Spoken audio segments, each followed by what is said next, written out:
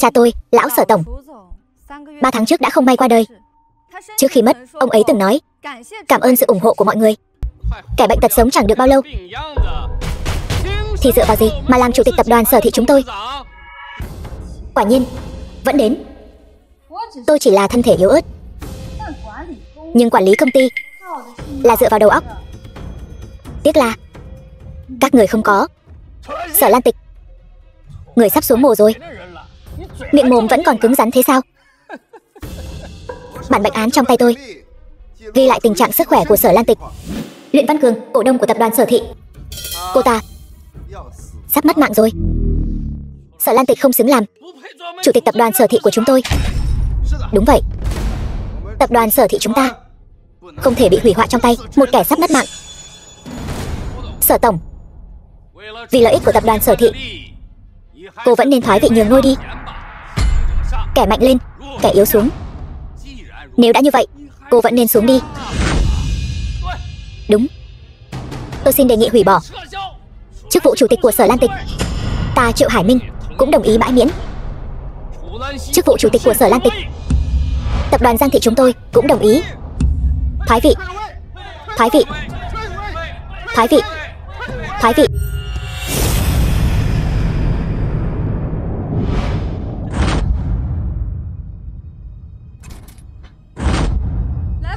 Nào, để ta nói thay các ngươi. Ta đứng dậy rồi đây. Văn kiện có thể chứng minh được gì? Ta không chỉ đứng được, mà còn đi được, nhảy được, thanh lý môn hộ được.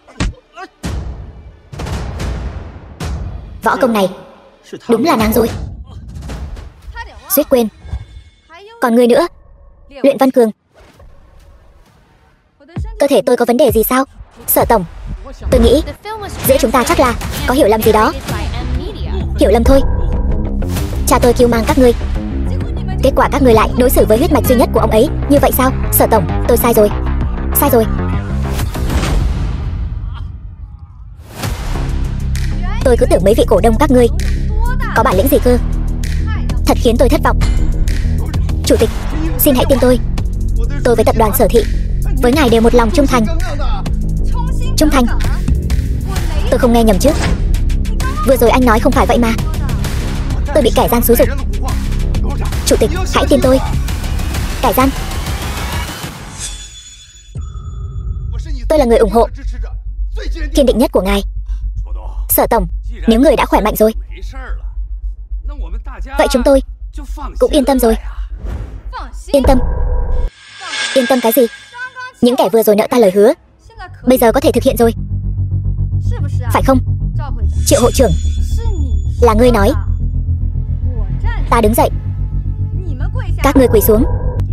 Đều là người trong giới kinh doanh, ngẩng đầu không thấy, cúi đầu gặp nhau. Hay là thôi đi, Sở Tổng. Sở Tổng, dù sao, hồi nhỏ ta cũng từng bế ngươi. Thôi bỏ đi. Hồi nhỏ ta cũng từng bế ngươi. Lúc nãy ép ta thoái vị, có nghĩ đến việc từng nhìn ta lớn lên? Có nghĩ đến đều là người trong giới kinh doanh, ngẩng đầu không thấy, cúi đầu gặp nhau không? Hôm nay có một tên nào tính tên đó. Ai không quỳ ở tập đoàn Sở Thị ta thì đừng hòng có chỗ đứng. Quỳ xuống. Lần này tha cho ngươi, còn có lần sau. Không chỉ có thế đâu.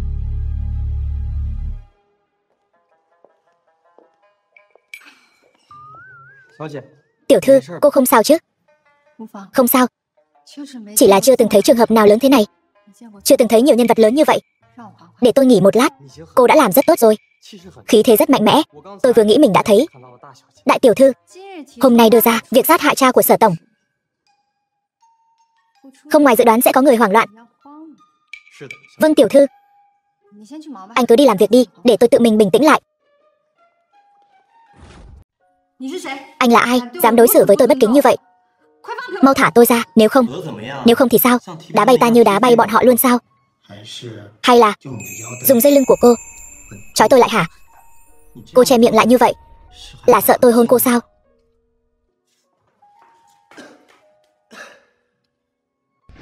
Sở Lan Tịch mới không đẩy người ta ra, mà xoay người rời đi. Cái dáng vẻ quay đầu của cô giống hệt một cố nhân của ta. Tôi không hiểu anh đang nói gì. Cô không thể nào không hiểu. Lúc nãy cô đá bay cổ đông, tôi đã nhìn ra rồi. Cái mức độ thành thạo đó với cô ở rừng cây lúc trước giống nhau như đúc. Anh mà dám nhắc đến rừng cây một chữ nữa, tôi sẽ lấy mạng anh diệt khẩu. Có phương thức liên lạc rồi. Cô không thể lấy mạng tôi. Hơn nữa cô đối với tôi là có mục đích phải không? Tôi đúng là đã xem thường anh. Bề ngoài nhìn có vẻ yếu đuối, kỳ thực tâm cơ thâm sâu lắm. Nếu tôi không có chút tâm cơ, tôi làm sao có thể ở dưới tay Thẩm Thế Bằng mà sống sót? Chẳng lẽ cô không có giấu giếm dưới tay điều gì sao? Tôi nên gọi cô là Sở Tổng, hay là không có hay là anh muốn tôi làm gì thì anh mới đồng ý giữ bí mật của tôi và giúp tôi đạt được thứ tôi muốn. Cùng có lợi, chắc không khó hiểu đâu. Khi tôi cần cô phải có mặt ngay. Điều này chẳng khác nào điều khoản bá đạo. Không có chỗ nào để thương lượng sao? Vậy tôi chỉ có thể thành giao vì 500 vạn của tôi. Ngươi nhiều lần thu thập tình báo của ta, phá hoại chuyện tốt của ta. Hôm nay xem như rơi vào tay ta rồi. Bỏ bàn tay bẩn thỉu của ngươi ra, sắp mất mạng đến nơi rồi, còn không dám lộ diện. Thôi được, cướp lại thẻ nhớ chứa video trên người hắn cho ta.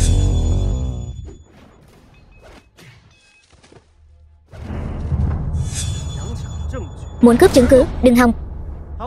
Đường Đường là giám đốc Thẩm gia, vậy mà sau lưng lại làm những chuyện bẩn thỉu. Nếu mọi người biết được thì cái ghế giám đốc này của ngươi còn ngồi vững như vậy sao? Kẻ trước kia dám đe dọa ta như ngươi đã mất mạng không toàn thây rồi. Còn chưa hiểu sao? Lên cho ta.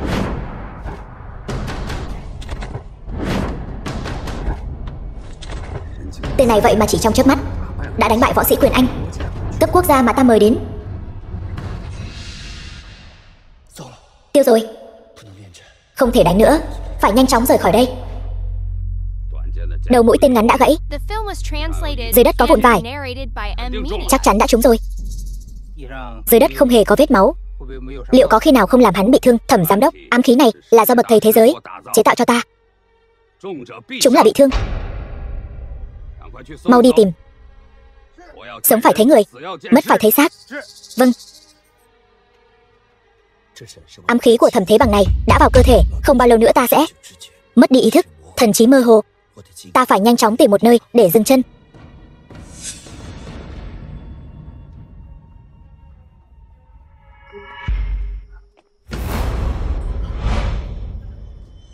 Ngươi là ai?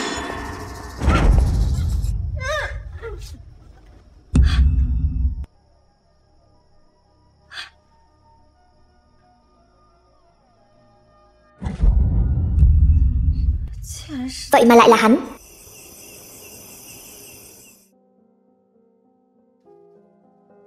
Sao cô lại ở đây?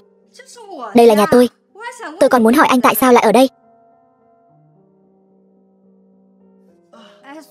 Thôi được rồi, để tôi băng bó cho anh. Vết thương lành rồi hãy nói. Cô muốn làm gì? Xẻ áo ra để băng bó chứ. Nếu không thì tôi băng bó lên áo chắc. Sở Lan Tịch.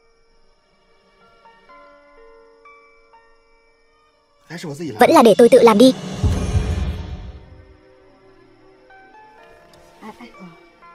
Vẫn là để tôi giúp anh.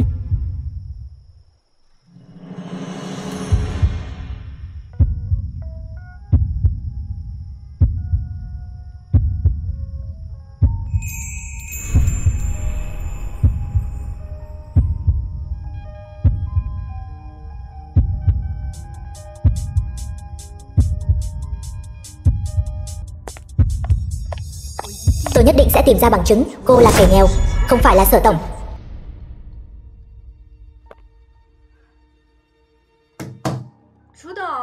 Sở Tổng có ở đó không? Cô ta sao lại ở cái nơi khỉ ho có gáy này? Không sao, tôi sẽ gọi dì đuổi cô ta đi.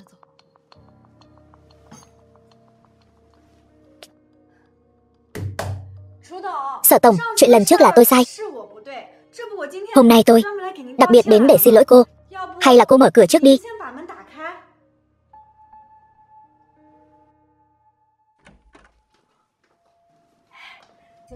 Vị tiểu thư này, Sở tổng sức khỏe không tốt, đã đi ngủ rồi. Có việc gì thì ngày mai hãy nói.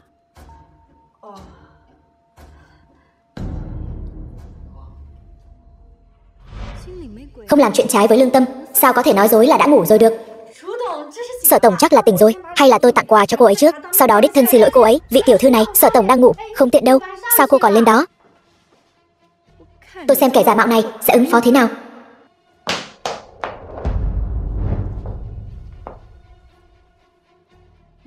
Thì ra Phương tiểu thư có sở thích rình mò chuyện giường chiếu của người khác. Không, không có. Không có thì còn không mau cút đi. Vâng, tôi đi ngay đây. Thẩm tiểu thúc, tôi không những không nắm được điểm yếu của Sở Lan Tịch giả mạo kia, mà còn phát hiện tín vật của Thời Giật ca ca ở trên giường của người đàn bà đó. Thúc nói xem có phải là Thời Giật ca ca không? Thẩm tiểu thúc, tôi không sống nổi nữa. Viên Viên, cháu thật sự nhìn rõ rồi chứ? Đó là đồ của Thời Giật sao? Cháu và Thời Giật ca ca là thanh mai trúc mã, sao cháu có thể nhìn nhầm được? Thẩm tiểu thúc, tôi không sống nổi nữa. Cháu hãy về nhà nghỉ ngơi trước đi. Chuyện này đừng nói với bất kỳ ai. Ta sẽ giúp cháu xử lý ổn thỏa. The film was translated and narrated by M Media.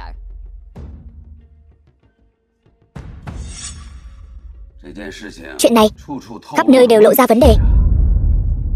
Thẩm tổng, có chuyện gì vậy? Thẩm Thời Giật khi nào thì rời đi? Là chiều hôm qua rời đi, đến nay chưa về, đến giờ vẫn chưa quay lại. Đúng vậy.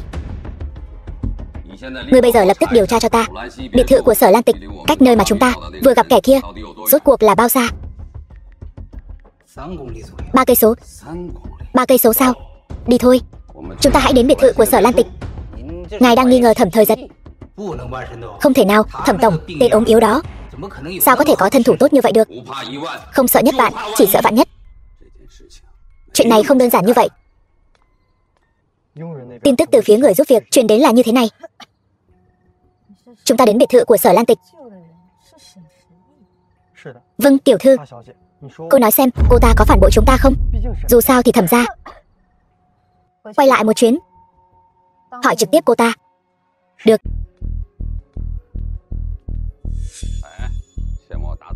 Chớ manh động, phá cửa xông vào bất lịch sự như vậy, không giống cách làm của Thẩm tổng. Tôi còn tưởng là tên trộm vặt nào. Sao Sở tổng lại về muộn vậy? Từ bên ngoài về à? Viên Viên không phải nói Sở Lan Tịch và một người đàn ông đang ở trên giường sao? Sao lại xuất hiện ở đây? Việc Sở tổng làm chẳng lẽ cũng phải báo cáo với anh sao? Còn anh, Thẩm tổng xuất hiện ở đây rầm rộ như vậy, ngụ ý gì? Tôi có thể có ý đồ gì chứ? Lần trước không phải thấy Sở tổng tỏa sáng rực rỡ trong buổi lễ kế nhiệm sao? Sức khỏe tốt lắm phải không? Lần này tôi đến để chúc mừng đấy. Tôi đã biết trước đó chỉ là giả vờ, vẫn là bộ dạng bệnh tật này. Xem ra vẫn có thể theo kế hoạch cũ ép cô ta xuống khỏi vị trí giám đốc. Tốt lắm. Tôi thấy Thẩm tổng, anh là không muốn tôi khỏe mạnh phải không? Ngài nói gì vậy? Sao tôi dám chứ? Nhưng mà tôi đã đến rồi. Không mời tôi và uống chén trà sao? Tôi phải xem người bên trong rốt cuộc có phải là Thẩm Thời Giật hay không. Khoan đã, tôi còn chưa lên tiếng.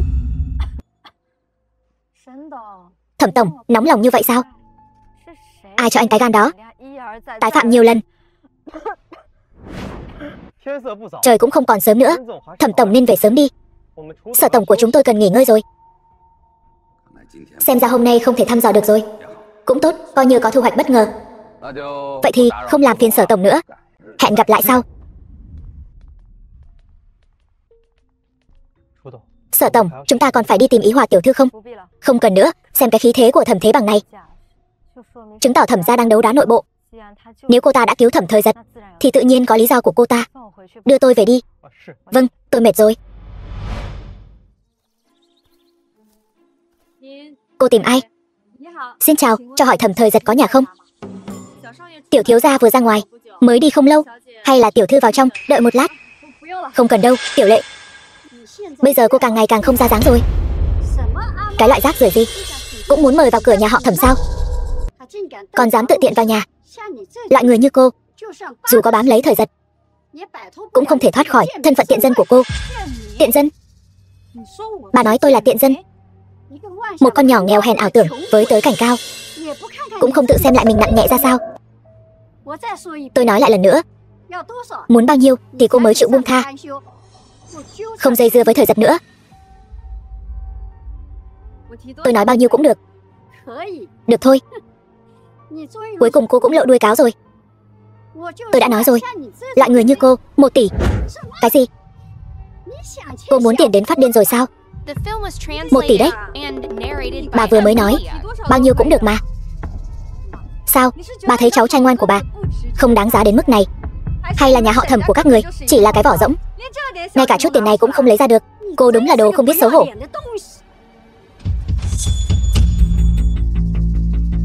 Tôi và cháu trai bà không có quan hệ riêng tư, bà lại dám đánh tôi.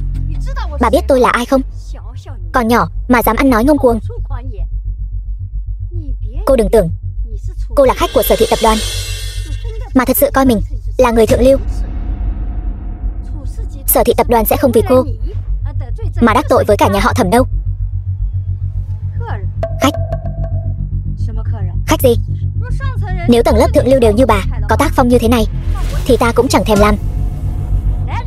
Người đâu? Tống cổ cô ta ra ngoài cho ta. Ta xem ai dám. Vừa rồi ta muốn đi bà không cho, bây giờ lại dở thói côn đồ, muốn ta rời đi. Đừng hòng, hôm nay ta cứ ở đây đấy, xem bà làm gì được ta. Lên đi, các ngươi đuổi con nghèo kiết xác này đi cho ta. Cút. Ta xem ai dám động vào ta. Biết ta là ai không? Ta sợ quá. Chẳng lẽ cô là Sở tổng tài? Đừng có mạnh miệng. Cũng xin cô hãy buông tha cho thời giật nhà chúng tôi. Loại người như cô đi làm gái bao, câu mấy lão già cũng kiếm được khối tiền. Bà to gan thật đấy, dám bảo Sở tổng tài của Sở Thị tập đoàn chúng tôi đi làm gái bao, đúng là mù mắt rồi. Ngươi nói gì? Cô ấy là Sở tổng tài, nhưng cô ta rõ ràng có khuôn mặt giống với người phụ nữ hôm đó. Hôm nay ta mới gặp bà lần đầu.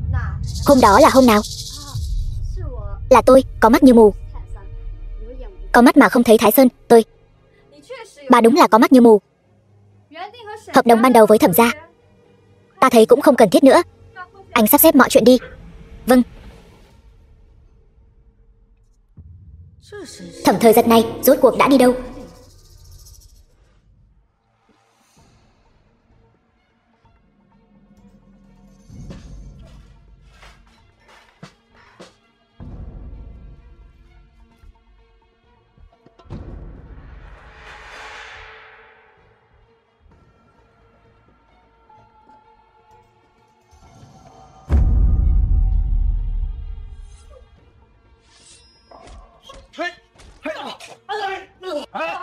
Ông già này, buông tôi ra. Cú đá này thay cha mẹ dạy dỗ mày. Tuổi còn trẻ không lo học hành, làm chuyện cướp bóc hại người. Có lỗi với cha mẹ mày không? Mày biết lỗi chưa? Được, tôi sai rồi. Lão sư phụ, tôi chỉ là quá đói, nhất thời bị ma xui quỷ khiến thôi. Xin ông hãy tha cho tôi một con đường sống. Tôi đảm bảo lần sau tôi sẽ không làm vậy nữa. Cho tôi một con đường sống đi, lão sư phụ. Này cháu, cầm lấy đi, đói lắm rồi phải không? Ăn đi.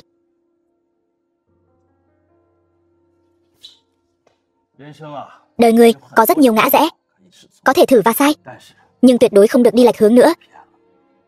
Nếu không thì thần tiên cũng không cứu được cháu đâu. Vậy ông không báo cảnh sát nữa sao? Biết sai sửa lỗi là tốt rồi. Cháu cũng không gây ra tổn thất gì cho ta. Báo cảnh sát làm gì? Nhưng cháu phải nhớ kỹ, không thể có lần sau. Nếu không, ta sẽ không tha cho ngươi.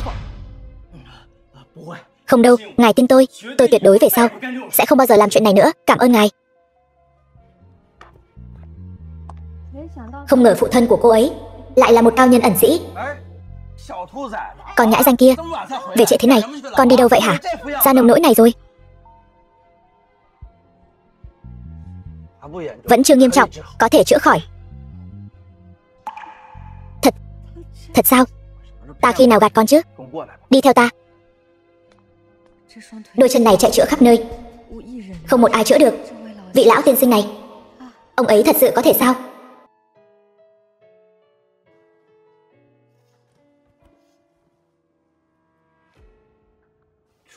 Sở Lan Tịch, tối qua cô cưỡi trên người ta lúc đó không phải bộ dạng e lệ này đâu. Còn nữa, cô có phải không xem ta là nam nhân không? Sao ta ngủ trên giường cô mà cô vẫn ngủ say sưa thế? Anh đừng có ý với ta đấy nhé. Vậy thì cô nghĩ nhiều rồi. Cứ cái quần đùi hoa hòe của cô trấn giữ, ta nghĩ là nam nhân cũng sẽ không nảy sinh ý nghĩ khác với cô đâu. Anh có phải chán sống không vậy? Tôi đau quá. Anh đau ở đâu? Tôi đau ở đây. Tôi đau ở đây. Anh cố ý phải không? Tôi chỉ muốn lại gần một chút thôi. Sao trước đây tôi không phát hiện?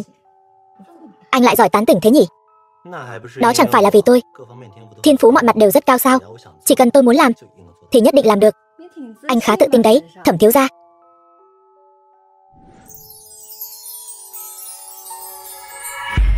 Biết trước anh khó chịu thế này,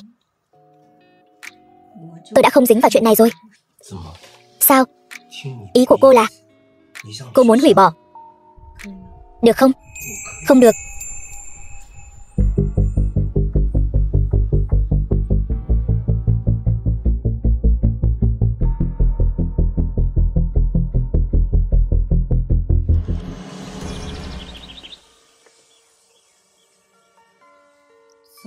Hôm qua, sự việc xảy ra đột ngột, có thể thông cảm. Hôm nay thì sao? Hôm nay cho tôi thời gian suy nghĩ. Thôi, nói chuyện chính đi. Phương Viên Viên này không phải dạng vừa đâu. Hôm qua lúc đi sắc mặt không tốt, chắc hẳn là phát hiện ra gì rồi. Hay là anh sẽ gặp rắc rối đấy. Cô yên tâm, chuyện này sẽ được giải quyết ổn thỏa, sẽ không ảnh hưởng đến kế hoạch của chúng ta. Tốt nhất là vậy. Còn cô cũng phải sớm cho ta câu trả lời. Thời giật tỉnh chưa? Còn phải đợi bao lâu nữa? Thẩm tổng, mới 8 giờ. Không cần phải vội vàng thế chứ. Thiếu gia tối qua say rượu, ước chừng một lúc nữa mới tỉnh. Chú đến thăm cháu. Khi nào đến lượt một trợ lý như ngươi lại xen mồm vào đây? Đúng vậy. Thẩm tổng, thiếu gia vẫn đang nghỉ ngơi, tôi không đánh thức cậu ấy. Tôi chỉ muốn đến xem một chút, tránh ra. Thiếu gia tối qua nôn rồi, bây giờ chắc chắn không thoải mái, để tối nói sau. Chó tốt không cản đường. Người rốt cuộc đang sợ cái gì? Hay là thời giật căn bản không có ở trong đó? Vậy phải làm sao? Thiếu gia đã dặn, bằng mọi giá phải cản ông ta lại. Thông cảm nhé. Tối qua uống hơi nhiều, dậy hơi muộn. Còn ở đây thì tốt quá. Chúng ta nói chuyện tử tế nhé. Tối qua có người lấy cắp bí mật thương mại của tập đoàn. Bắt được người chưa? Chạy mất rồi. Vậy đây là sơ suất của chú rồi. Nhưng mà tên trộm đó bị ám khí của tôi trúng vào eo, trên người có vết thương. Con vén áo lên cho tôi xem nào. Chú đang nghi ngờ tôi sao? Tôi cho rằng chính là con. Bằng chứng đâu? Viên Viên đã nhìn thấy người đó, trên tay đeo chiếc nhẫn tín vật của con. Là thật, tôi thề với trời. Chiếc nhẫn đó luôn được thời giật ca ca đeo trên tay, chưa bao giờ tháo ra. Vậy nên con bấy lâu nay giả ngu là để che giấu dã tâm của mình phải không? Cháu trai tốt của ta.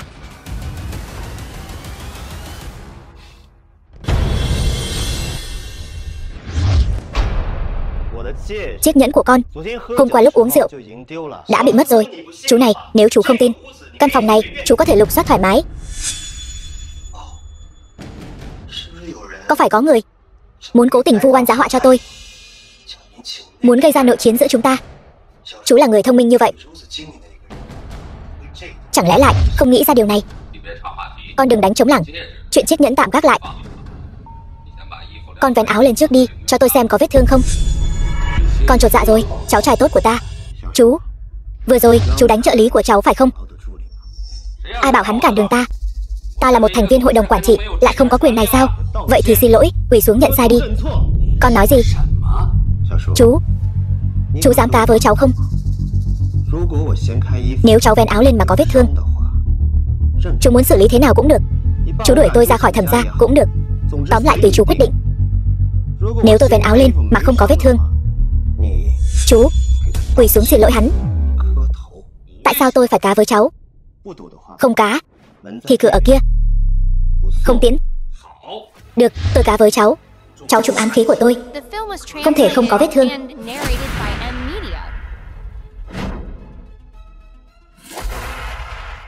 Thuốc của Sở Lan Tịch đúng là thần kỳ. Một đêm, vết thương đã hoàn toàn lành lại.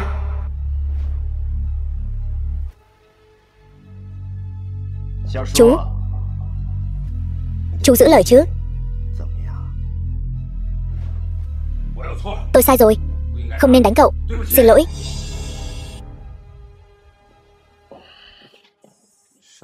Thiếu gia đây. Chuyện này là sao? Hắn ta đánh trợ lý của tôi, bảo hắn quỳ xuống đã là nhẹ rồi. Bây giờ là thời đại nào rồi, ai cũng bình đẳng. Dù hắn ta là thành viên hội đồng quản trị, đánh người cũng không được. Thiếu gia. Thôi được rồi. Ngày mai là buổi đấu thầu của Sở Thị tập đoàn rồi. Việc tôi giao cậu làm thế nào rồi? Xong rồi thiếu gia. Tiếp theo cậu sẽ thấy một màn kịch hay.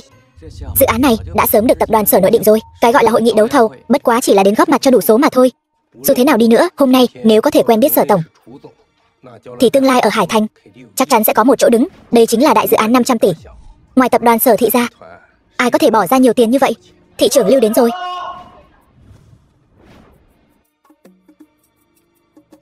Tối nay, chúng tôi đặc biệt tổ chức tại đây hội nghị đấu thầu dự án Đông Môn. Hoan nghênh sự hiện diện của quý vị.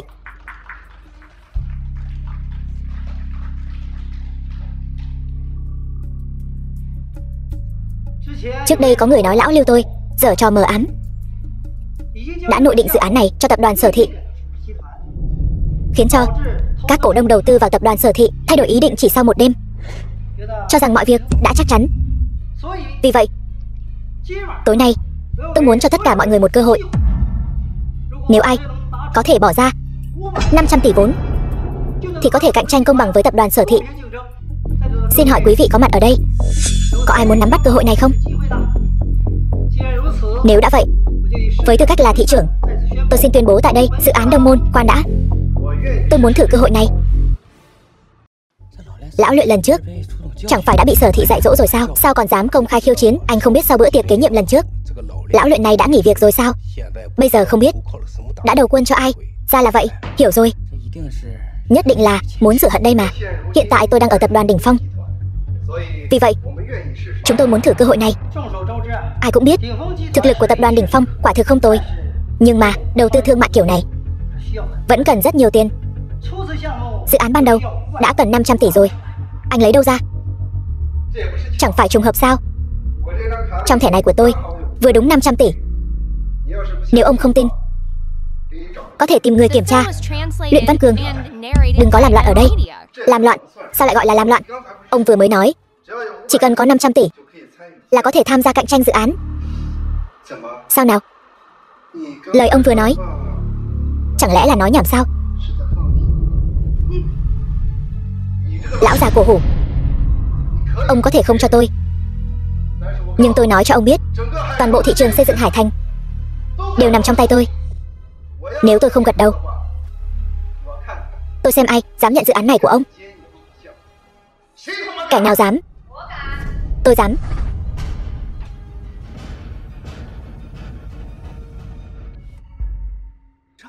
Lần trước gặp cô ấy vẫn còn bộ dạng ốm yếu, sao lần này lại khỏe mạnh như vậy? Lâu rồi không gặp. Sở đại tổng giám đốc. Không ngờ chứ gì. Tôi lột xác rồi, trở thành đối thủ cạnh tranh của cô. Một con chó cũng núm dưới tay tôi, lại ôm lấy một cái đùi còn chẳng bằng tôi, còn dám sủa trước mặt tôi. Buồn cười. Ngươi, đủ rồi. Luyện Văn Cường, ngươi định làm loạn đến khi nào? Được, nói chuyện chính đi. Hiện tại hai vị đều đang ở đây, ngươi cũng nên cho chúng ta một câu trả lời rồi. Ngươi chỉ có 500 tỷ vốn, về sau còn cần một lượng lớn vốn để đầu tư nữa. Nếu chỉ có hai người, vậy thì ai cao hơn người đó được? Nói đơn giản là hiện tại ai trong hai người có thể huy động càng nhiều vốn thì người đó sẽ nhận được dự án này. Cái đùi mới mà Luyện Văn Cường đầu quân vào tuy là lớn mạnh, nhưng xét về vốn thì chắc chắn không phải đối thủ của tập đoàn Sở Thị. Nhưng mà các người chưa nghe nói sao? Gần đây tập đoàn Sở Thị làm ăn sa sút lắm. Vốn liếng gì đó đã xuất hiện, đứt gãy nghiêm trọng rồi. Ai đúng ai sai, ai thắng ai thua còn chưa biết được đâu. Nhưng mà Lưu thị trưởng lại thiên vị tập đoàn Sở Thị hơn đấy.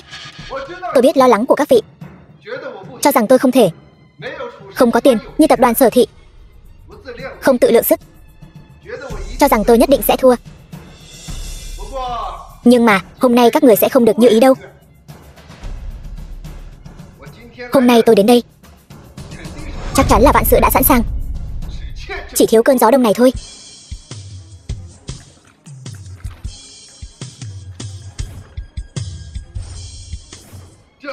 Những thứ này cộng với tấm thẻ này, tổng cộng 1.000 tỷ. Đủ chưa? Sở đại chủ tịch, đến lượt cô rồi. Lưu thị trưởng, sự việc xảy ra có phần đột ngột, tôi chưa chuẩn bị gì nhiều. Thêm vào đó là chuyện của nhà đầu tư lần trước nữa. Mong ngài cho tôi thêm thời gian. Theo tôi được biết, cô đã sớm phá sản rồi, dòng tiền cũng đã đứt. Cô lấy gì mà tranh với ta? Cô cùng lắm chỉ có 500 tỷ, không thể nào có thêm tiền được nữa. Ngươi đúng là biết rõ quá nhỉ. Xem ra ngươi không ít lần đem chuyện của tập đoàn Sở Thị ra ngoài nói rồi. Việc này liên quan đến bí mật thương mại. Lão Luyện, ngươi mà điều tra tiếp thì sẽ phải vào tù đấy. Tình trạng hiện tại của tập đoàn Sở Thị thì ai ở đây mà không biết. Sở chủ tịch, ngươi e là không lấy ra được ngân ấy vốn đâu nhỉ? 500 tỷ đã là giới hạn của ngươi rồi. Ta cứ tưởng là ai, hóa ra là Thẩm chủ tịch ngươi đấy à? Thì ra ngươi mới là kẻ đứng sau đánh cắp bí mật thương mại của ta. Tiểu Sở chủ tịch, cơm có thể ăn bậy, nhưng lời không thể nói bậy đâu. Ta không thể làm ra loại chuyện như vậy được. Nhưng mà nếu những gì ta vừa nói không phải sự thật, thì ngươi hãy lấy ra 500 tỷ ra đây xem nào. Sở Lan Tịch à, Sở Lan Tịch, ngươi chẳng phải rất giỏi sao? Lúc xử lý ta chẳng phải rất oai phong sao? Sao giờ lại không được nữa rồi? Cũng may là Sở Lan Tịch ngươi không thừa nhận ngươi là tỷ tỷ kết nghĩa của ta, nếu không thì mặt mũi ta mất hết rồi. Trời ơi, Sở Thị tập đoàn sao lại thế này? Đó chính là tập đoàn tài chính quốc tế mà, cho nên Sở Thị tập đoàn là dưới sự lãnh đạo của Sở tổng suy tàn rồi. Luyện Văn Cường, tên vô lại nhà ngươi, thật sự tưởng ta không giải quyết được ngươi sao? Giải quyết ta thì được gì? Cả Hải Thành này ai mà không biết Sở Thị tập đoàn chủ tịch hội đồng quản trị Sở Lan Tịch hôm nay giống như tiện nhân bị ta đạp dưới chân. Cảm giác này thật sảng khoái. Sở Lan Tịch, ngươi chẳng phải rất ngầu sao? Ngươi nói đi, ta đang đợi. Ngươi cứ việc gọi người của ngươi đi. Ngươi đợi cái gì? Đợi ngươi trở thành trò cười cho cả Hải Thành này sao? Thiên Cơ Các bằng lòng thêm 500 tỷ.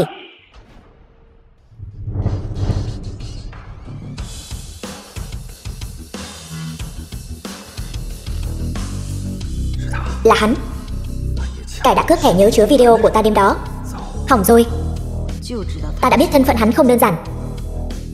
Ta và Sở Thị tập đoàn nguyện bỏ ra 500 tỷ.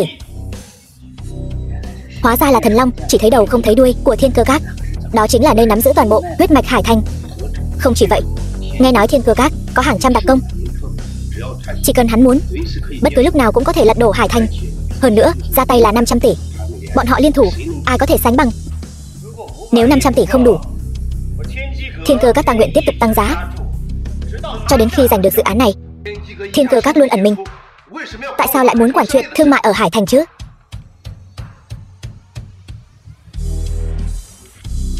Ta cứ muốn quản đấy, ngươi quản được sao? Có câu nói rất hay, rồng mạnh không áp đảo gián địa phương. Thiên Cơ các ngươi dù mạnh đến đâu thì đã sao? Ta nói cho ngươi biết, không phải Mãnh Long không quá giang. Ngươi đoán xem Thiên Cơ các ta và Sở Thị tập đoàn có thể ép con rắn địa phương nhà ngươi thành cá đầu to không? Ngươi bất quá chỉ là một con chuột không dám ló mặt ra ánh sáng. Thật sự tưởng có người chống lưng cho ngươi là có thể chó cậy gần nhà, gà cậy gần chuồng sao? Sở Lan Tịch, Có chuyện gì vậy con trai? Sở Lan Tịch, ngươi chán sống. Dừng tay, Luyện Văn Cường. Hôm nay là hiện trường hội nghị đấu thầu của chúng ta, không phải là võ đài của ngươi.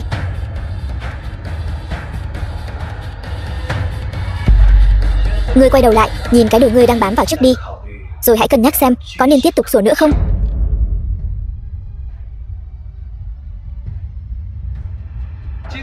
Hôm nay tạm tha cho ngươi.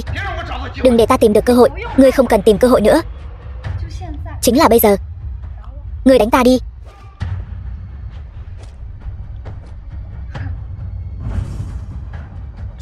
Sở Lan Tịch này rất khác thường. Cho ngươi cơ hội mà ngươi không biết tận dụng. Sở Lan Tịch, ngươi đang làm gì vậy? Ngươi đang tạo thù chuốc oán cho Sở Thị tập đoàn đấy. Kỳ lạ. Tạo thù chuốc oán cho Sở Thị tập đoàn liên quan gì đến Thẩm tổng giám đốc? Chẳng lẽ Thẩm tổng giám đốc đã ngầm thừa nhận tập đoàn Sở Thị là của ngài rồi? Không biết ngài có chứa nổi không? Thảo nào Thẩm tổng giám đốc luôn rất quan tâm chuyện của tập đoàn Sở Thị. Không lẽ là sự thật? Lời này không thể nói lung tung, để Thẩm tổng giám đốc nghe thấy nhất định sẽ trả thù chúng ta. Nghe nói tên này rất nhỏ nhen. Ý tôi là cô đang gây thù chuốc oán với các doanh nghiệp ở Hải Thành. Cô không làm kinh doanh vật liệu xây dựng, chúng tôi vẫn còn muốn. Ông đổi giọng cũng thật nhanh đấy. Cho dù như vậy, ông là cái thá gì mà dám đối đầu với tập đoàn Sở Thị của ta? Ông cũng xứng sao? Thật sự xem Sở Lan Tịch ta là kẻ chỉ biết kinh doanh, nhu nhược dễ bắt nạt sao? Được, Sở tổng giám đốc nhỏ, ngươi có gan lắm. Hôm nay ta nói rõ ở đây, chỉ cần ta còn ở đây một ngày, dự án Đông Môn của ngươi sẽ không được yên ổn. Thật nực cười. Từ bao giờ tập đoàn Sở Thị của ta lại cần phải bị lũ tôm tép các ngươi uy hiếp, rụt rè sợ sệt? Vậy thì uy nghiêm của tập đoàn Sở Thị ta đang ở đâu? Khí thế đang ở đâu? Luyện Văn Cường, ngươi nghe cho rõ đây. Bất kể ngươi dùng thủ đoạn hèn hạ nào, cứ việc thi triển ra, ta Sở Lan Tịch sẽ nhận hết.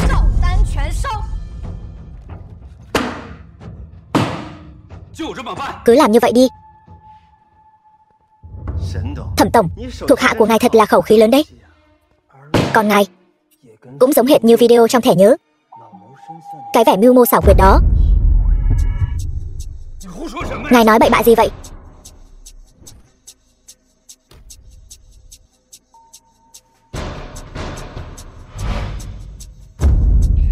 Thẩm tổng, chuyện võ đài ngầm đã xử lý xong rồi. Hiện tại tất cả lợi nhuận ngầm của khu vực Hải Thành đều thuộc về chúng ta rồi. Làm tốt lắm. Là cái võ đài ngầm đã hãm hại vô số người đó. Em trai tôi khi đó không hiểu sao lại bị lôi đi đánh quyền đen, lợi dụng xong rồi còn không buông tha, ngược lại còn muốn lừa gạt gia đình một phen. Cả 300 vạn đấy, cứu về được một bộ xương khô. Thẩm tổng giám đốc, ngài thật độc ác. Các người hãm hại tôi thật sự là không từ thủ đoạn nào. Trong sạch tự khắc rõ ràng. Hay cho câu trong sạch tự khắc rõ ràng. Vậy thì cứ xem tiếp đi. Thẩm tổng, họ Sở kia cứ như cái gai trong mắt. Tìm cơ hội xử lý hắn đi. Sau đó bỏ chút tiền chia rẽ tập đoàn Sở Thị. Như vậy chúng ta có thể dễ dàng đá tập đoàn Sở Thị ra khỏi cuộc chơi. Nhưng làm như vậy có phải hơi... Kêu ngươi làm thì cứ làm đi. Ai cũng có giá của mình. Xử lý luôn cả tên tài xế họ Sở kia nữa. Nếu ngươi xử lý không tốt thì ta sẽ xử lý ngươi.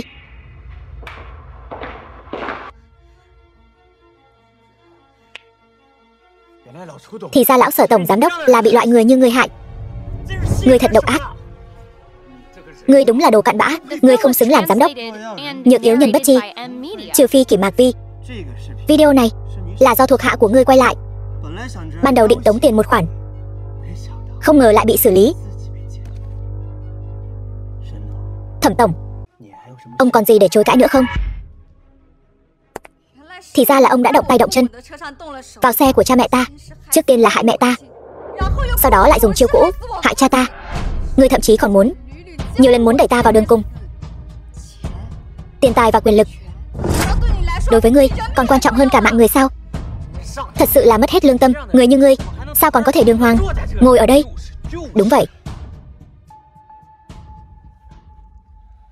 Mọi người đừng vội phẫn nộ. Video này e rằng là giả tạo. Thẩm mỗ ta đây, làm việc chăm chỉ bao nhiêu năm, đã giúp đỡ biết bao nhiêu đứa trẻ nghèo khó, làm sao có thể làm ra chuyện như vậy? Chẳng phải là hủy hoại danh tiếng của ta sao? Ngàn người ngàn mặt. Video này, người trong đó lại mất không đối chứng. E rằng là có người cố ý hãm hại ta. Việc cấp bách là nghĩ cách xoay chuyển tình thế và nhanh chóng hủy video này đi. Lời hắn nói cũng không phải không có lý, dù sao chuyện như vậy cũng đã từng xảy ra. Mọi người, điều tôi nghĩ đến đầu tiên là gửi video này đến bộ phận giám định để xác định tính xác thực của nó. Cây to đón gió, có thể là cạnh tranh thương mại không lành mạnh, cũng chưa biết chừng. Hôm nay thị trưởng Lưu cũng có mặt ở đây.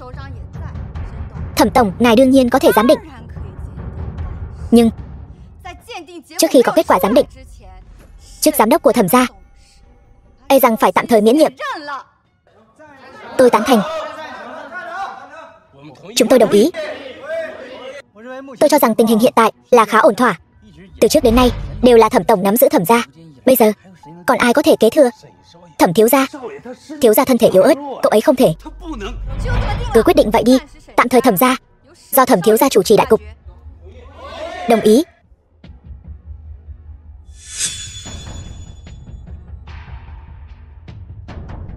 Còn câu trả lời của tôi tiêu rồi, quên mất chuyện này.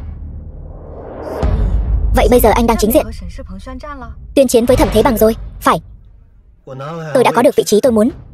Dĩ nhiên tôi không thể nào giao thịnh thế vào tay hắn ta được nữa. Tôi muốn từng chút một triệt tiêu thế lực của hắn, bao gồm cả những ngành nghề đen tối bẩn thỉu đó. Vận chu kỹ lưỡng rồi mới hành động. Chắc hẳn tên Thẩm Thế Bằng này nhất định sẽ giở trò trong buổi giám định. Đương nhiên, hắn làm sao có thể bỏ qua cơ hội này? Tên Luyện Văn Cường này, hắn ta rốt cuộc muốn làm gì? Tôi xuống xem sao. Anh ở trên xe, đừng xuống trước. Sở Lan Tịch. Lan Tịch. Thật trùng hợp lại gặp nhau rồi. Đây chính là nơi hoang vu hẻo lánh. Cho dù tôi chơi chán rồi hại cô, cũng chẳng ai biết. Nổ quá coi chừng nổ chúng mình đấy. Sở tổng vẫn còn ngạo mạn lắm, đến nước này rồi mà còn dám nói chuyện với ta như vậy. Cô có phải không sợ gì không hả? Đồ bệnh tật. Chỉ bằng các ngươi. Được, cô thật sự không sợ. Lên đi. Khoan đã. Luyện Văn Cường, ngươi dẫn người vây quanh Sở tổng chúng tôi đã là phạm tội lớn rồi. Ta khuyên ngươi đừng sai càng thêm sai. Bây giờ rời đi Sở thị tập đoàn chúng tôi, có thể coi như chưa có chuyện gì xảy ra. Nếu không cái giá, ngươi không gánh nổi đâu. Cái giá? Cái giá gì? Ngươi nói cho ta biết. Ta phải gánh cái giá gì? Đừng có quá đáng. Quá đáng? Ta quá đáng sao? Khi đó Sở tổng đuổi ta ra khỏi tập đoàn, khiến ta như một con chó mất nhà. Cô ta không quá đáng sao? Cô ta cướp mất việc làm ăn của ta trước mặt tất cả các quyền quý Hải Thành, khiến ta mất hết mặt mũi. So với việc đó, ta quá đáng sao? Anh em có vấn đề gì không? Không vấn đề. Còn Sở tổng cô, trước đây còn ngồi xe lăn, bây giờ lại nhảy nhót tưng bừng, đứng ở đây. Đến cả Oscar cũng nợ cô một tượng vàng nhỏ rồi. Đừng lãng phí thời gian nữa. Luyện Văn Cường, ông rốt cuộc muốn làm gì?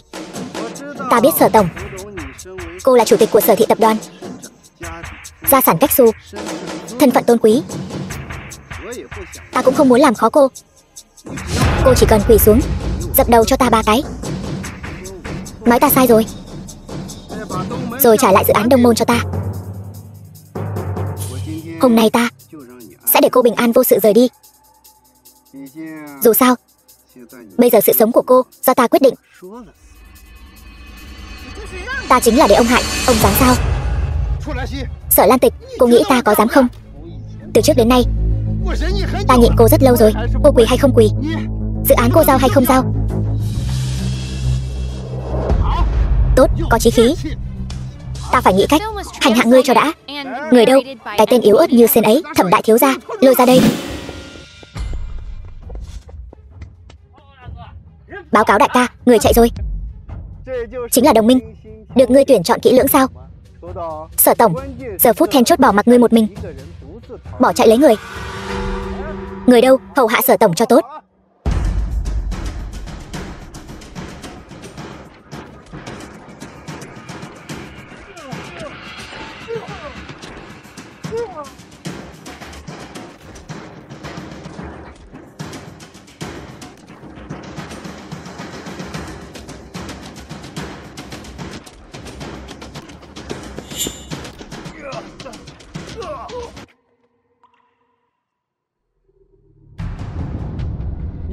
Sao ngươi đột nhiên lợi hại thế này?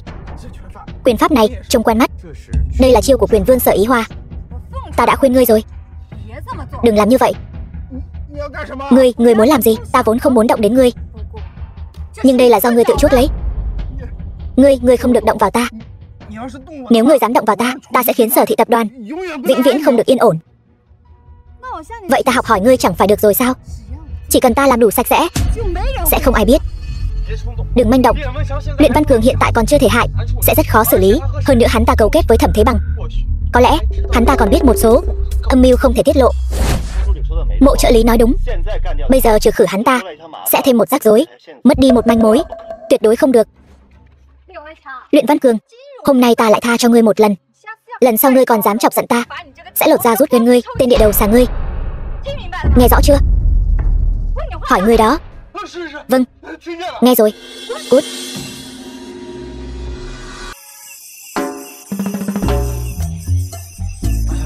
Đại tiểu thư, chuyện gấp, tôi phải đích thân nói với cô. Lần sau đừng đến nữa. Nói trọng điểm, Thẩm Thế Bằng đã triệu tập Thịnh Thế tập đoàn, còn cả những cổ đông đã phản bội chúng ta lúc đó. Chắc chắn họ sắp ra tay rồi. Họ chuẩn bị xé rách mặt hoàn toàn sao? Sở Ý Hòa quyết đoán chưa bao giờ nương tay với kẻ thù, e là không còn đường lui. Sắp xếp lại những tài liệu chúng ta đã chuẩn bị trong những năm qua, giao cho Ý Hòa. Cô còn chưa tự mình đến à? Không, 2 ngày nữa chú sẽ tiến hành đợt điều trị chân cuối cùng cho tôi phải ở lại. Hơn nữa, kẻ thù lần này, cách của Sở Ý Hòa hiệu quả hơn.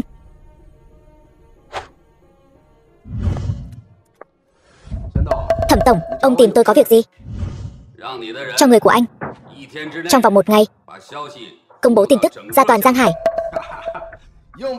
Không cần 1 ngày, 1 tiếng là đủ. Nhưng mà Thẩm tổng có lợi ích gì cho tôi? Sau khi việc thành, Sở Thị tập đoàn sẽ có phần của anh. Vậy sao? Nói được làm được chứ. Làm phiền Thẩm tổng rồi.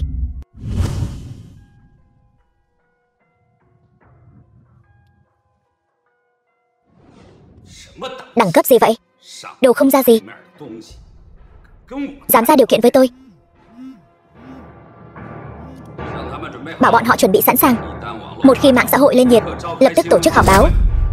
Tôi muốn xem Sở Lan Tịch lấy gì để đấu với tôi.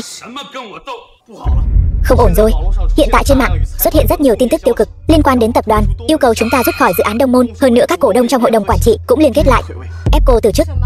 Cái gì? Tập đoàn lớn như các người mà không có cả đội ngũ truyền thông sao? Chuyện còn con này cũng làm phiền tôi. Tiểu thư, cô nghĩ quá đơn giản rồi. Bây giờ những tin đồn trên mạng đều có căn cứ. Nếu cô không đích thân ra mặt giải quyết, vậy thì tập đoàn Sở Thị có thể sẽ không giữ được nữa. Chuyện lớn như vậy tôi không thể làm được. Cô hãy đợi đã, tôi sẽ nói cho cô biết phải làm thế nào. 5 triệu là để tôi trở thành con rối hình người của các người sao? 25 năm trước, mẹ ruột của đại tiểu thư đã bị sát hại trên xe. Sau đó, đại tiểu thư và lão chủ tịch lại gặp tai nạn. Đại tiểu thư mạnh lớn, sống sót, cũng coi như là trời cao soi xét. Ngay trong lúc sinh tử này, đã để cô gặp gỡ đại tiểu thư. Nếu số phận đã sắp đặt như vậy, thì điều này chứng minh rằng Sở Thị tập đoàn vẫn còn có thể cứu được. Mạnh không nên tuyệt. Nếu như chuyện tiếp theo cô không muốn, chúng tôi cũng sẽ không ép cô. Cô có quyền lựa chọn. Đại tiểu thư đã giao đồ cho tôi rồi. Nói đi, Sở Lan Tịch bảo anh đưa gì cho tôi? Đại tiểu thư bảo tôi giao cho cô là tư liệu cô ấy đã dành nhiều năm thu thập được, cũng là chìa khóa để chúng ta lật ngược tình thế tiếp theo. Tôi đã xem hết mọi thứ rồi. Thông báo cho giới truyền thông phát tán đi. Tất cả mọi người hãy chuẩn bị theo kế hoạch của tôi. Buổi họp báo đã bắt đầu rồi. Chúng ta có lẽ hơi muộn rồi. Bằng chứng có đây. Vẫn kịp.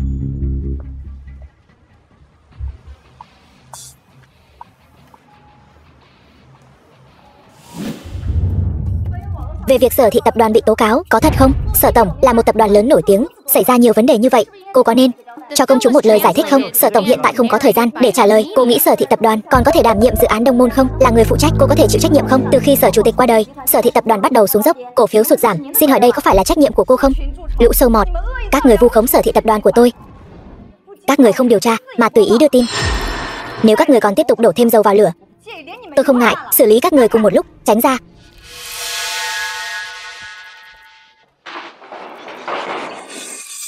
Thưa các bạn phóng viên thân mến, kính thưa quý đồng nghiệp, tôi là Thẩm Thế Bằng.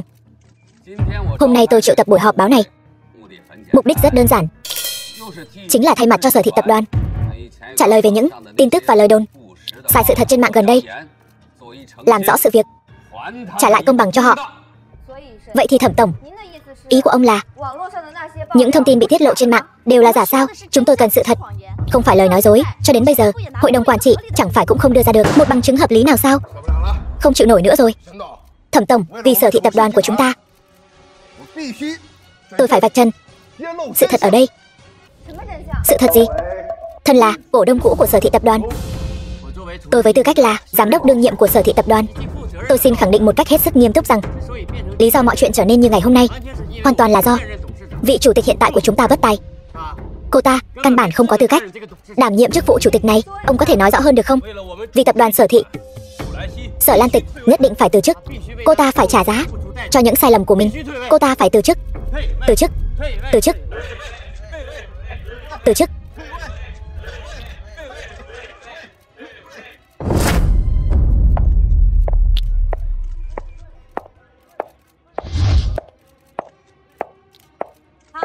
Hét nữa đi, sao không hét nữa? Câm hết rồi à? Sở tổng, tập đoàn Sở Thị ra nông nỗi này đều là do cô sao? Cô đã làm gì mà khiến tất cả các thành viên hội đồng quản trị phản đối? Hôm nay không phải buổi họp báo do tôi triệu tập, nên tôi không có nghĩa vụ trả lời câu hỏi của các vị. Thẩm Thế Bằng Thẩm tổng, ông là người nhà họ Thẩm, sao lại quan tâm đến chuyện của nhà họ Sở như vậy? Còn nữa, ai cho phép ông lấy danh nghĩa tập đoàn Sở Thị để triệu tập buổi họp báo này? Là tôi. Với tư cách là cựu cổ đông của tập đoàn Sở Thị, tôi không có quyền này sao? Ông có quyền sao? Tôi đã đồng ý chưa? Đồ ăn cháo đá bát khẩn cấp đến mức nào? Gấp đến mức ông muốn xoắn ngôi ngay lập tức, khoác long bào lên người sao? Cút xuống đi. Thưa các bạn phóng viên, thật ra tôi vẫn muốn giữ thể diện cho Sở tổng một chút, nhưng bây giờ cô ta lại hung hăng như vậy, thì tôi nói thẳng luôn, tập đoàn Sở Thị của chúng ta bây giờ ra nông nỗi này hoàn toàn là do một mình Sở Lan Tịch bất tài. Vì tương lai của tập đoàn Sở Thị, cũng vì người dân Hải Thành, tôi, Luyện Văn Cường, cùng các thành viên hội đồng quản trị của tập đoàn Sở Thị và thẩm tổng của tập đoàn Thịnh Thế yêu cầu Sở Lan Tịch nhường lại chức chủ tịch. Từ chức. Từ chức. Từ chức. Thưa quý vị, Sở tổng vừa nhậm chức đã giành được dự án Đông Môn, dẫn dắt tập đoàn Sở Thị chúng ta đặt chân lại ở Hải Thành. Chẳng lẽ điều này không thể hiện được năng lực của cô ấy sao? Hơn nữa, chủ tịch của chúng ta sao có thể chỉ vì vài câu nói của vài người mà thay người được? Đúng là chuyện nực cười. Vậy nếu cộng thêm những thứ này thì sao? Những thứ này chính là bằng chứng sắt đá cho sự bất tài của Sở tổng. Đây là báo cáo tài chính tháng này của tập đoàn Sở Thị, thấp hơn tháng trước tới 5 điểm. Đây là báo cáo nhân viên nghỉ việc của tập đoàn Sở Thị so với tháng trước đã tăng gấp đôi. Còn đây là những doanh nghiệp hợp tác với tập đoàn Sở Thị tháng này đã giảm đi hàng trăm. Tất cả những điều này, từng việc một, đều là bằng chứng sắt đá cho sự bất tài của cô, Sở Lan Tịch. Cứ cái dạng này của ngươi, dựa vào cái gì mà còn làm chủ tịch tập đoàn Sở Thị?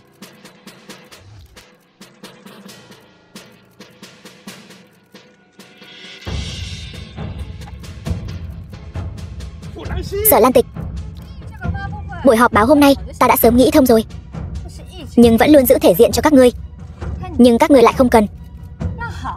Được, hôm nay ta sẽ trước mặt tất cả giới truyền thông, để toàn Hải Thành thấy rõ, và cho các vị chủ tịch ở đây cùng các công ty khác thấy bộ mặt thật của đám các người. Đây là danh sách những thứ các ngươi đã nhận hối lộ những năm qua. Tổng số tiền lên đến hơn 100 tỷ. Bao nhiêu? 100 tỷ. Cả đời ta chưa từng thấy nhiều tiền như vậy. Còn đây là danh sách những người các ngươi đã dùng quy tắc ngầm những năm qua, lên đến cả vạn.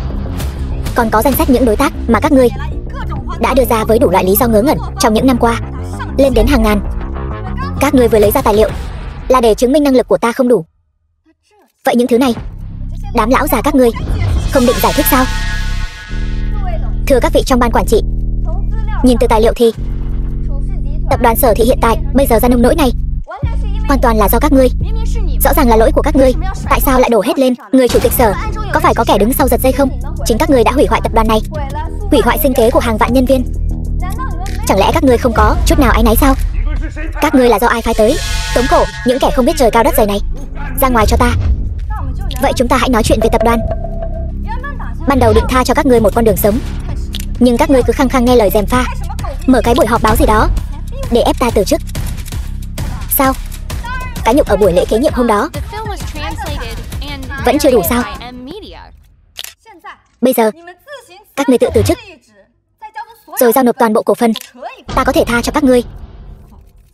Nếu không, ta sẽ cho các ngươi ngồi tù mọt gông. Ngươi, một hậu sinh vãn bối, có tư cách gì mà ở đây dạy đời chúng ta?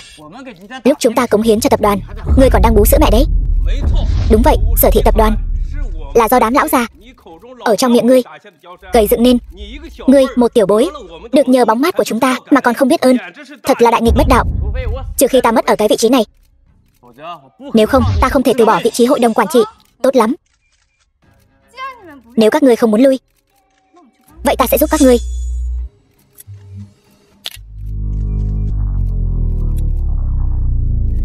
Ngươi muốn làm gì? Chúng ta là hội đồng quản trị của Sở Thị tập đoàn đấy. Thả ta ra, nếu không ta sẽ cách chức ngươi.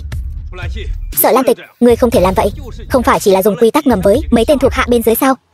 Ta là hội đồng quản trị của Sở Thị tập đoàn, ta sủng hạnh bọn họ là vinh hạnh của bọn họ. Sở Lan Tịch, ngươi vong ân bội nghĩa sẽ không mất tử tế, còn không mau đưa bọn chúng đi. Sở Lan Tịch, ngươi không thể làm như vậy. Một lũ phế vật vô dụng. Ngươi yên tâm, ta còn chưa có tâm trạng động đến ngươi. Còn có người nữa. Nhưng mà ta vẫn phải cảm ơn các ngươi. Nếu không phải vì sự ngu xuẩn của các ngươi, ta cũng không đến mức nhanh chóng loại bỏ những tên giám đốc vô dụng đó ra khỏi tập đoàn Sở Thị.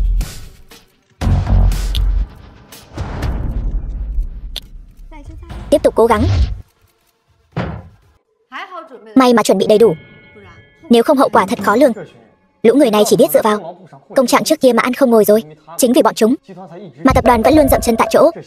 Những năm qua, đại tiểu thư vẫn luôn thu thập chứng cứ, chỉ là nể mặt lão chủ tịch nên mới luôn nhẫn nhịn không phát tác. Vậy ngươi nói những giám đốc này đã có quyền lực lớn như vậy rồi, tại sao còn tham lam như thế? Tiểu thư, lòng tham của con người là vô đáy. Ngươi nói cũng đúng, chúng ta về thôi. Sở Lan Tịch này, không ngờ còn có chiêu này. Xem ra ta vẫn còn xem thường nàng ta. Thế lực của chúng ta trong tập đoàn Sở Thị lần lượt bị điều tra, vài cổ đông cũng bị bắt. Cứ tiếp tục thế này, e rằng chúng ta ở tập đoàn Sở Thị sẽ không còn chỗ dung thân.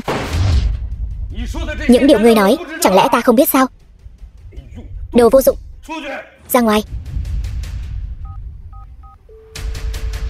Nhanh chóng giải quyết tên thẩm thời giật đó cho ta.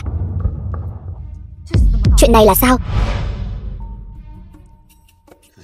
Tối qua xảy ra chút sự cố, bị thương rồi. Là ai làm? Không biết nữa.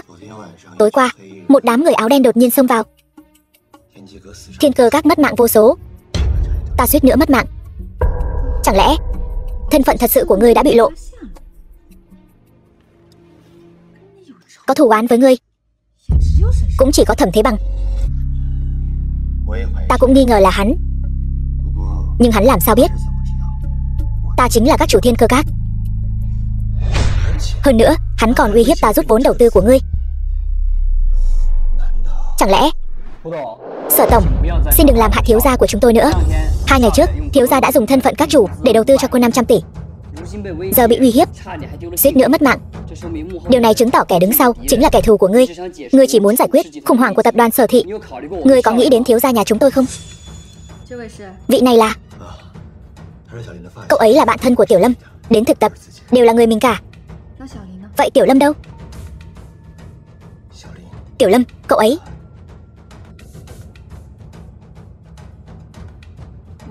Tôi sẽ thay anh điều tra rõ hung thủ đứng sau. Sở tổng, cô lấy đâu ra tự tin vậy? Thiếu gia nhà chúng tôi với tư cách là các chủ Thiên Cơ Các đã dùng hết mọi quan hệ thế lực, tốn vô số tiền mà không điều tra ra được. Cô thì có cách gì? Tôi thì có cách gì? Tôi chỉ muốn làm hết sức mình, bảo vệ những người tôi quan tâm. Cách của cô là để cho thiếu gia tiếp tục mạo hiểm phải không? Thiếu gia, con dao lúc đó cắm ngay trên tay cậu đấy, suýt mất mạng. Cậu không thể vì vài lời của cô ấy mà lại đi mạo hiểm chứ.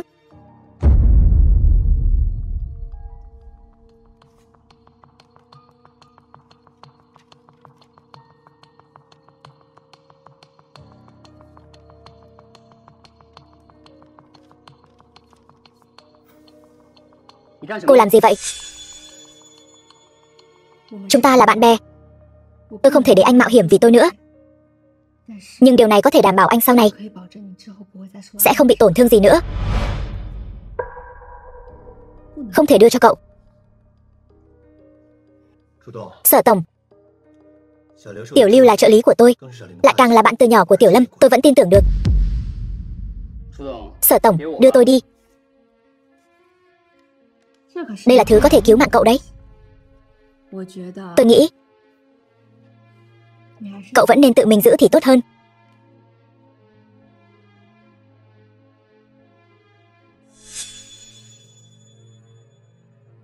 Tập đoàn Sở Thị các người đều lo thân mình còn chưa xong, lấy gì mà điều tra kẻ đứng sau? Cô không thấy điều này rất mỉa mai sao? Sở tổng, mời cô rời khỏi đây ngay lập tức. Người đâu? Tiễn khách. Khoan đã, cậu là trợ lý phải không? Đúng vậy, tôi là nhân viên thân cận nhất của thiếu gia. Trợ lý? Có tư cách gì đứng trước mặt tôi mà nói năng hàm hồ? Lại có tư cách gì thay mặt Thẩm Thời Giật quyết định?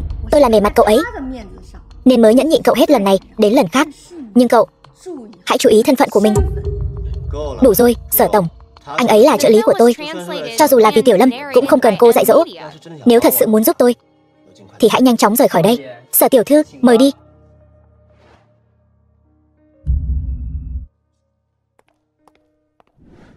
Tiểu thư, giờ phải làm sao? Có cần liên lạc với đại tiểu thư để nghĩ cách khác không? Không cần, tối nay sẽ có câu trả lời. Tối nay.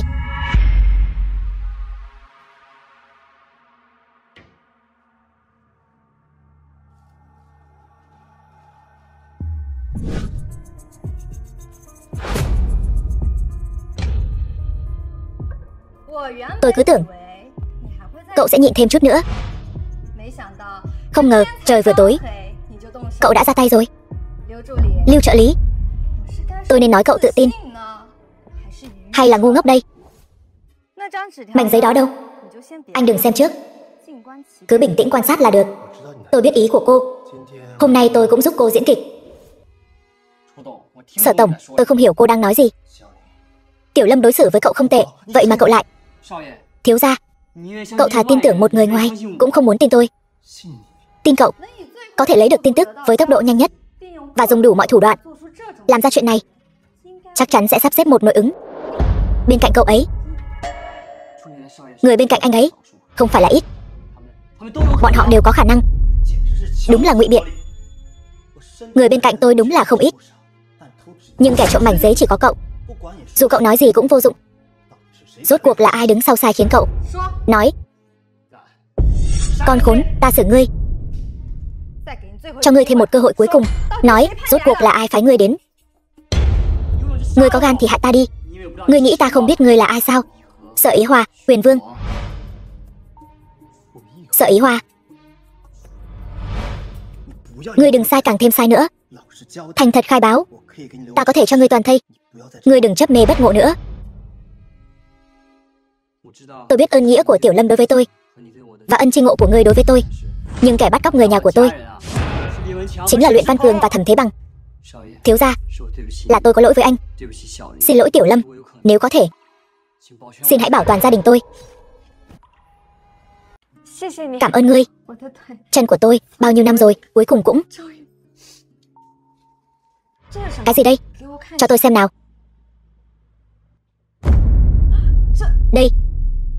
Đây là ngọc bội của Ý Hoa. Sao ngươi lại có? Ngươi không phải Sở Ý Hoa. Vậy ngươi là ai? Tôi là Sở Lam Tịch. Tôi là chị gái song sinh của cô ấy. Vậy cô ấy thật sự là em gái tôi. Tại sao trước đây khi điều tra ngươi không nói? Bởi vì tôi không biết các người là muốn hại cô ấy hay là muốn Tôi phải đi tìm Ý Hòa, nói cho cô ấy tin tốt này. Lan Tịch, đợi ta với. Cảnh sát, tôi có bằng chứng xác thực chứng minh. Đây là những liên lạc bí mật trong phòng của trợ lý Lưu lúc sinh thời. Những bằng chứng này rất có lợi. Chúng tôi sẽ lập tức tiến hành điều tra. Cảm ơn cô Sở đã tố cáo. Cảnh sát, đây là điều tôi nên làm. Tôi không thể để thêm nhiều người bị tổn thương nữa. Làm sao bây giờ? Sở Ý Hòa kia lại phát hiện ra bí mật của chúng ta. Bây giờ hoảng cũng vô ích. Chúng ta phải nghĩ cách đối phó. Cô ta có bằng chứng gì trong tay? Nghe nói là một số ghi chép liên lạc, còn có cả ghi chép chuyển tiền thù lao cho sát thủ của chúng ta nữa, còn cả việc đe dọa người nhà của tên kia. Sở Ý Hòa này thật là lắm chuyện. Chúng ta phải nghĩ cách thoát khỏi cô ta. Chúng ta không thể hành động thiếu suy nghĩ, nếu không sẽ khiến bản thân rơi vào rắc rối lớn hơn. Cần tìm một luật sư xem cách xử lý việc này thế nào. Sở Ý Hòa, cô không sao chứ? Tôi nghe nói cô đến đồn cảnh sát rồi. Tôi đã giao bằng chứng vụ án Luyện Văn Cường và Thẩm Thế Bằng thuê người hại người cho cảnh sát rồi. Hy vọng họ sớm điều tra rõ sự thật, trả lại công bằng cho nạn nhân. Sở Ý Hòa, cô thật dũng cảm, nhưng cô phải cẩn thận đấy. Bọn họ có thể sẽ bất lợi cho cô. Tôi biết, nhưng tôi không thể lùi bước. Tôi phải đứng lên vì những người vô tội. Thẩm Thế Bằng, Luyện Văn Cường, các người bị tình nghi thuê người hại người. Bây giờ hãy khai báo ngay diễn biến sự việc đã xảy ra. Cảnh sát, đây là hiểu lầm. Làm sao chúng tôi có thể làm chuyện như vậy được? Chúng tôi sẵn sàng hợp tác điều tra, nhưng chúng tôi muốn thấy bằng chứng xác thực. Bằng chứng, tôi tin các người sẽ sớm được thấy. Mong các người khai báo trung thực. Nếu không, chờ đợi các người sẽ là sự trừng phạt nghiêm khắc của pháp luật.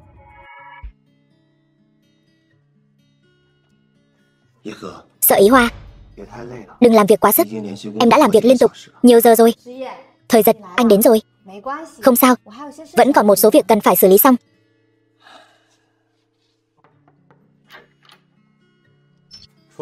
Sở Tổng, đây là tài liệu cuộc họp ngày mai. Mời ngài xem qua, để đó đi, ta xem sau. Mộ trợ lý, người cũng vất vả rồi. Nghỉ ngơi đi. Vâng, Thẩm tiên sinh.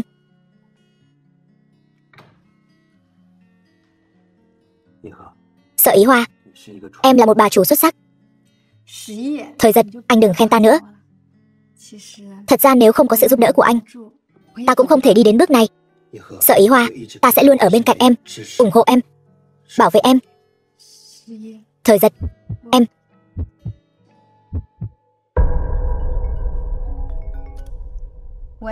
Alo, ai vậy? Được, tôi sẽ xử lý ngay. Xin lỗi Thời Giật, em còn có việc gấp cần xử lý. Không sao, em cứ đi làm việc đi. Anh ở đây đợi em, cảm ơn anh Thời Giật. Ý Hòa, em là muội muội của ta, phải không? Cô đang nói gì vậy? Chúng ta không phải là quan hệ chủ tớ sao? Miếng ngọc bội này là khi còn nhỏ, mẫu thân cho mỗi chúng ta một cái. Ý Hòa, ta chính là tỷ tỷ của em, Sở Lan Tịch đây. Tỷ tỷ, thật sự là tỷ sao? Phải Ý Hòa, Lan Tịch chính là tỷ tỷ ruột của con.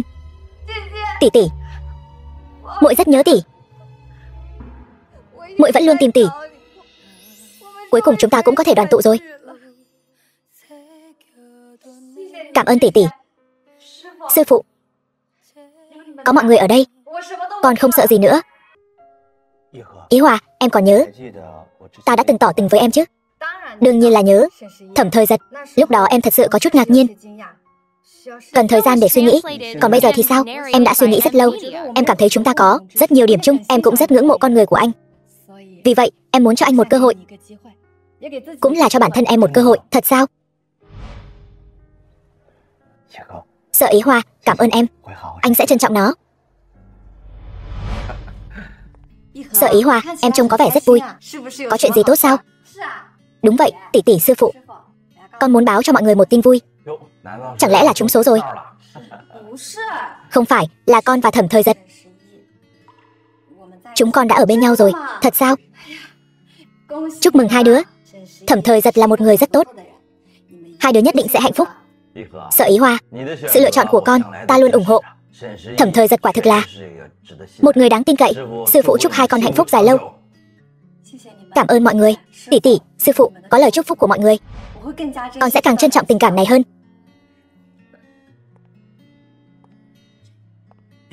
Ý Hòa, cảm ơn em đã cho ta cơ hội này. Ta sẽ cố gắng hết sức mình, trân trọng tình cảm của chúng ta. Em tin tưởng anh. Thẩm Thời Giật, em tin chúng ta sẽ có một tương lai tươi đẹp. Sở Ý Hoa, anh sẽ luôn ở bên em. Dù gặp bất cứ khó khăn nào, anh cũng sẽ luôn bên em. Em tin anh.